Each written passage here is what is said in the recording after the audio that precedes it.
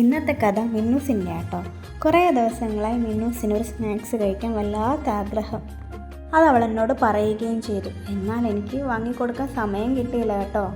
അതായത് അന്നൊരു hospital day ആയിരുന്നു. ഞാനും അനുവേച്ചിയും മിന്നുവും കൂടിയാണ് കേട്ടോ ഹോസ്പിറ്റലിൽ പോയത്.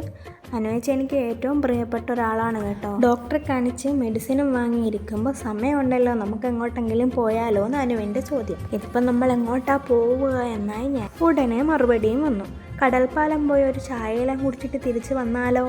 എന്നാൽ പിന്നെ മിന്നൂസിൻ്റെ ആ ആഗ്രഹം ഒന്ന് സാധിച്ചേക്കാമെന്ന് ഞാനും വിചാരിച്ചു. ഞങ്ങൾ എങ്ങോട്ടാണ് പോകുന്നതെന്നൊന്നും ആദ്യം മിന്നുവിനോട് പറഞ്ഞില്ല കേട്ടോ. പക്ഷെ കടൽപ്പാലം എത്തിയപ്പോൾ പുള്ളിക്കാരിക്ക് കാര്യം മനസ്സിലായി. വണ്ടിയിൽ നിന്ന് ഇറങ്ങേണ്ട താമസം. മോമോസ് മിന്നുവിന് മാമോസാണ് കേട്ടോ. അങ്ങനെ ഞങ്ങളുടെ സ്ഥിരം സ്ഥലമായ ചായ സ്പോട്ടിലേക്കാട്ടോ ഞങ്ങൾ പോയത്. ആ സമയം അവിടെ കുറച്ച് തിരക്കായിരുന്നത് കൊണ്ട് കുറച്ച് കടൽക്കാറ്റ് കൊള്ളാമെന്ന് അനു തീരുമാനിച്ചു.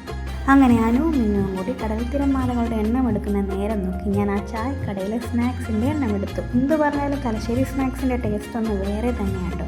ഞാനൊരു ആലപ്പുഴക്കാരിയാണ് കേട്ടോ. ഞാൻ എൻ്റെ നാട്ടിൽ കാണാത്ത പല വെറൈറ്റി സ്നാക്സുകളും ഇവിടെ വന്നതിന് ശേഷമാണ് കണ്ടത്. തലശ്ശേരി ശരിക്കും ഒരു രുചിയുടെ കലവറ തന്നെയാണ് കേട്ടോ. ഞാനും തലശ്ശേരിയും തലശ്ശേരി കടൽപ്പാലവും തമ്മിലൊരു അഭേദ്യമായ ബന്ധമുണ്ട്. അതായത് 2012 തട്ടത്തിൻ മറയത്ത് മൂവി ഇറങ്ങിയ ടൈമാണ്. ഞാനപ്പോൾ ഒരു 9ാം ക്ലാസ്സിൽ പഠിക്കുന്നു. ആ മൂവി കണ്ടിട്ട് ഒരിക്കലെങ്കിലും വരണമെന്ന് ആഗ്രഹം തോന്നിയ സ്ഥലങ്ങളാണ് തലശ്ശേരി കടൽപ്പാലവും പയ്യന്നൂർ കോളേജ്. പക്ഷേ ആ ആഗ്രഹം ഇപ്പോൾ എനിക്ക് സ്ഥിരം സ്പോട്ടാട്ടോ. ഒരു തവണയെങ്കിലും കാണണമെന്ന് ആഗ്രഹിച്ച സ്ഥലം ഇപ്പോൾ എനിക്ക് തോന്നുമ്പോഴൊക്കെ വന്ന് കാണാം കേട്ടോ. ദൈവത്തിൻ്റെ ഓരോ വികൃതികളെ.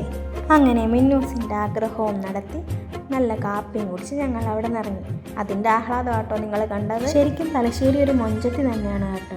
തലശ്ശേരിയുടെ രാത്രിയിലെ മൊഞ്ച് കാണാൻ വേറൊരു ഭംഗിയാണ്. അതിവിടെ വന്ന് അനുഭവിച്ച് തന്നെ അറിയാം. അങ്ങനെ വന്ന് അനുഭവിച്ച് കഴിഞ്ഞാൽ പിന്നെ എന്നെപ്പോലെ നിങ്ങളും ഒരു ആരാധികയായി മാറും കേട്ടോ.